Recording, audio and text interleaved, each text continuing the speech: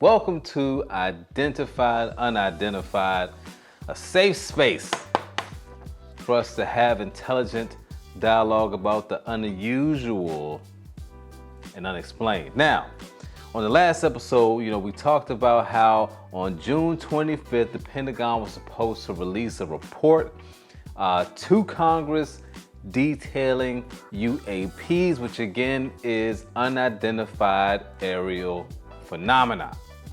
And I said then that I truly didn't believe much was going to come out of this reporting, and we have in our possession today that actual report. It's a 7-page report. It's unclassified, which is why I have it in my possession. So let's go through this thing and break down the jargon and what all this actually means and what the outcome of this particular thing was. All right, so the scope of this report is from 2004 to 2021, so nothing prior to those dates, no Area 54, none of that kind of stuff, right? Crop circles and things of that nature. Now, it says that most of the UAP reported probably do represent physical objects, given that a majority of a UAP were registered across multiple sensors to include radar, infrared, electro-optical, weapon seekers, and visual observation. So this is not a hallucination. These things were picked up by multiple different detection systems, and the majority of this is military grade detection systems. So we know that it truly does exist, or whatever these people were witnessing truly does exist. It was not a hallucination. Now, one of the major reasons that they say that this investigation started was because these UAPs cause a threat to pilots. They're basically saying that these things are cluttering the airspace, and that in certain instances, pilots almost had near misses with these objects. And that is the main reason behind this investigation, not because they believe that it's aliens or anything like that. Now, consistent consolidation of reports from across the federal government, standardized reporting, increased collection and analysis, and a streamlined process for screening all such reports against a broad range of relevant USG data will allow for a more sophisticated analysis of a UAP that is likely to deepen our understanding. Now, what does that mean? As we've seen in the past, with a lot of different situations, you have different government entities that all have information that they're not sharing. And in doing so, not sharing that information across departments, you have fragmented pieces of a puzzle, so you cannot see the larger picture. Think about a puzzle. You have all these pieces. One piece may have a lot of detail in it, but it all leads to a bigger picture that one can really take in when those pieces are put together. 9/11, for instance, you had different departments of the U.S. 9/11, for instance, you had different departments of the U.S. government that all had some type of information about this terrorist threat that they didn't share amongst each other that possibly could have prevented 9/11 from occurring. And so that's what they're saying here, is that they are going to start sharing this information that they're collecting from these different departments: Air Force, Navy, and there's the FAA. Now, in big, bold letters, right, it says that the available reporting largely inconclusive. So basically, not a damn thing has come out of this report, okay? It hasn't led to any type of conclusion, any type of real action to be taken, or anything like that. The UAPTF, which is the Unidentified Aerial Phenomena Task Force, regularly heard anecdotally during its research about observations that occurred, but which were never captured in formal or informal reporting by those observers. So basically, people are witnessing these things and they're like, oh snap, did you see that?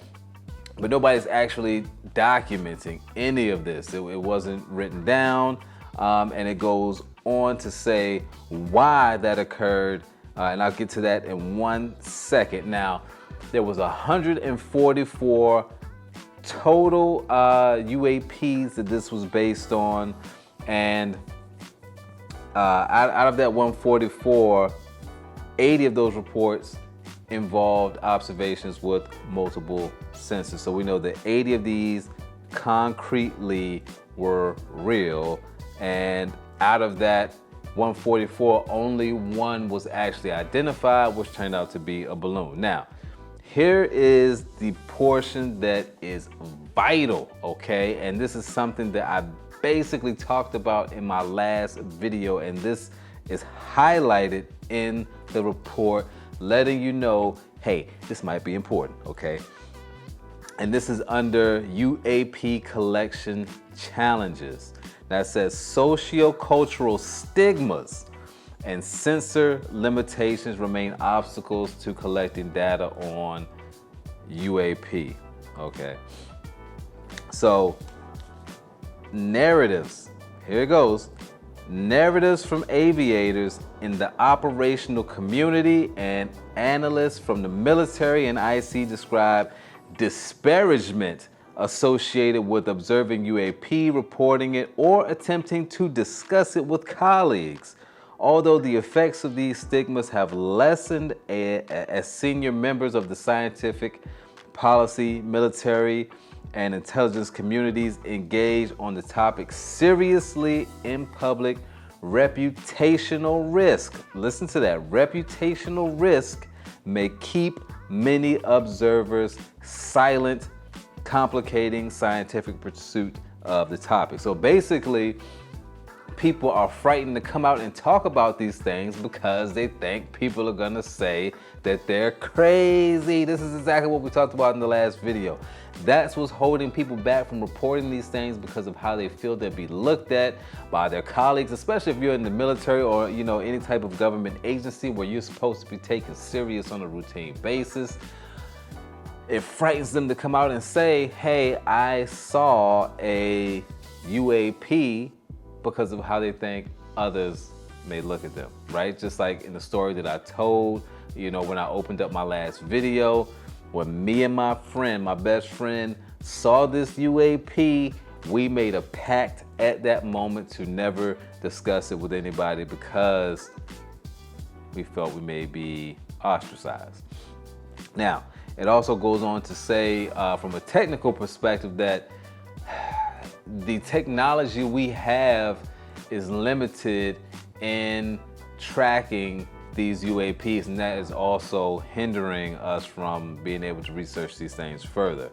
Now, which is a good segue into the next portion, where it says a handful of UAP appear to demonstrate advanced technology. So this is not things that we have seen or are able to reproduce right now at this particular point. Technology that's way beyond what we have. In 18 incidents described in 21 reports, observers reported unusual UAP movement patterns or flight characteristics.